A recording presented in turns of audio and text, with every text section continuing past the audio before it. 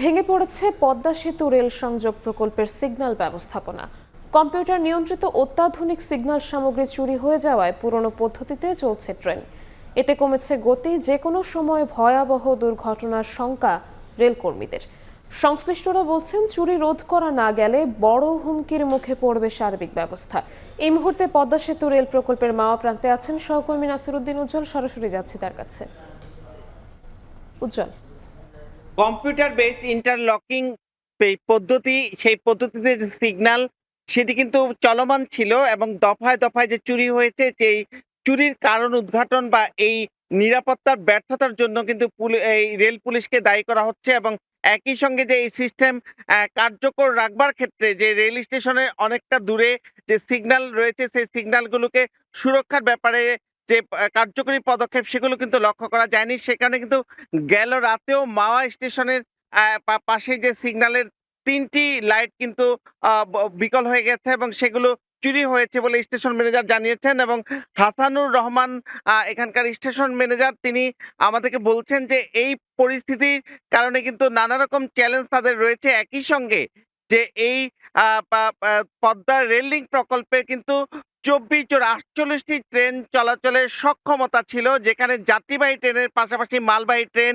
কারণ এই অঞ্চলের আলু, অন্যান্য সবজি, ফসল এগুলো কিন্তু রাজধানীতে আনা নেওয়ার জন্য এই ট্রেন লাইন গুরুত্বপূর্ণ ভূমিকা রাখতে পারত। কিন্তু এখন কিন্তু মাত্র ৬ জোড়া ট্রেন, ১২টি ট্রেন চলাচল করছে এবং সেই ট্রেনগুলো কিন্তু এই স্টেশনে সবসময় থামছে না। এই যে দীর্ঘ গ্যাপ থাকছে, বিরতি থাকছে, এই সুযোগে কিন্তু চুরির আরো সুযোগ করে দেওয়া হচ্ছে। তো এই স্টেশনগুলো সচল না থাকবার কারণটা কি একটু যদি আমাদেরকে বলতেন।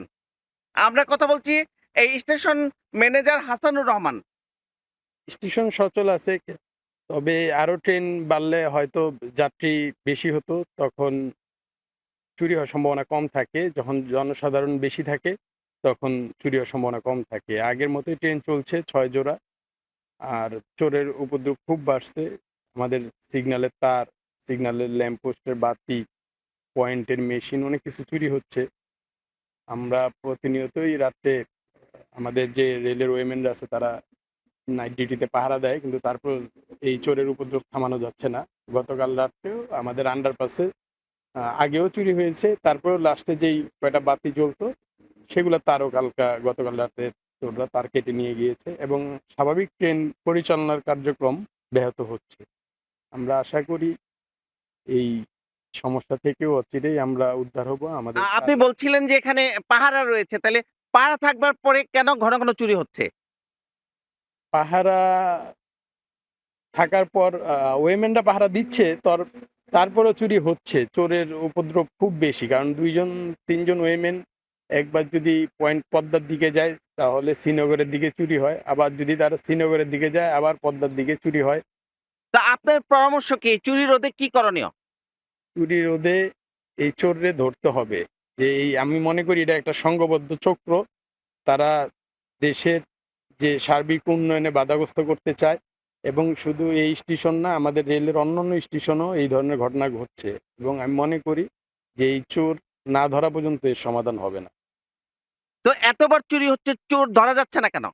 চোর ধরা হচ্ছে, এই রোজার ভিতরেও চোর ধরা হয়েছে, যে নাট খুলছে এরকম হাতে নাতে চোর ধরা হয়েছে। তাদের বাংলাদেশ রেলওয়ে যে পুলিশ আছে ওনারা মামলা দিছে, তারা জেলে আছে, কিন্তু তারপরেও চুরি হচ্ছে। মানে চোর ধরা হচ্ছে কিন্তু তারপরেও চুরি হচ্ছে। চোর মানে সংঘবদ্ধ একটা গোষ্ঠী, আমার ধারণা এই নাশকতার সাথে জড়িত, এই চুরির সাথে জড়িত। কিন্তু এই যে লাইন তৈরি করা হয়েছে ৪৮টি ট্রেনের সক্ষমতা নিয়ে, কিন্তু এখনো কোনো মালবাহী ট্রেন চলাচল করছে না, বা এই ট্রেনের সংখ্যা মাত্র ৬ জোড়া কেন? মালবাহী ট্রেন সম্ভবত আমরা শুনতেছি চলাচল করবে সামনে, এটা হয়তো আমাদের ঊর্ধ্বতন স্যাররা বলতে পারবে ভালো, যে মালবাহী ট্রেন চলবে এবং এদিকে আরো বেশি ট্রেন চালানোর পরিকল্পনা রেলের আছে এবং মাওয়া স্টেশনেও আরো ২-৪টা ট্রেন থামবে আমরা শুনতেছি। এই ধরনের পরিকল্পনাও আছে রেলের। আপনাকে ধন্যবাদ। এই দক্ষিণাঞ্চলের প্রবেশদ্বার হিসাবে পরিচিত এই মায়া স্টেশনটি কিন্তু অনেক আধুনিকায়ন করা হয়েছে, তবে এখানে কিন্তু মাত্র ২টি ট্রেন থামানো হচ্ছে, যে কারণে কিন্তু যাত্রীরা এখানে এসে ফেরত যাচ্ছেন। এবং এই যে পদ্মা সেতু দিয়ে যে যানবাহন পারাপার হচ্ছে, অনেক মালবাহী যানবাহন চলছে, কিন্তু সেগুলো কিন্তু ট্রেনে যদি চলাচল সম্ভব হতো তাতে কিন্তু ব্যয় অনেক কমিয়ে আনা যেত, যানজট কমে যেত এবং এই দক্ষিণাঞ্চলের সঙ্গে যে রাজধানীর বাণিজ্যিক যে প্রক্রিয়া সেই ক্ষেত্রে কিন্তু গুরুত্বপূর্ণ অবদান রাখতে পারে এই পদ্মা সেতু রেল লিঙ্ক প্রকল্প। এই ব্যাপারে কিন্তু দায়িত্বশীলরা বলছেন যে কিভাবে এটাকে কার্যকরী করা যায় সে ব্যাপারে পদক্ষেপ নেওয়ার। পদ্মা সেতু রেল প্রকল্পের মাওয়া প্রান্ত থেকে আমাদের সাথে যুক্ত হয়েছিলেন সহকর্মী নাসির উদ্দিন উজ্জ্বল।